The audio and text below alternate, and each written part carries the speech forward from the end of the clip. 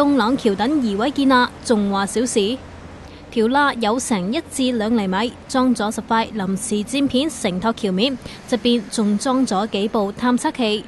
嗰度進行緊中環灣仔繞道接駁東區走廊興發街支路嘅工程，懷疑係地庫停車場挖掘工程，搞到水土流失。而家停咗工，填翻啲泥同灌漿。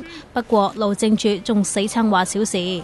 現時呢個橋墩個結構係冇問題，係安全嘅。我哋每個鐘頭咧都係睇住佢呢個橋墩嘅情況，暫時都睇唔到咧有即係惡化嘅跡象嘅。佢話橋面嘅新塑膠都受到破壞，之前已經局部封路換咗新塑膠。土木工程咧，其實咧就一定有風險嘅。除咗我哋喺預先，我哋要做咗一啲探討，睇睇個情況係點樣樣。咁然後喺個工程進行嘅期間，我哋係用一啲合適嘅方法去做。最緊要嘅咧，都係做一個緊密嘅監察。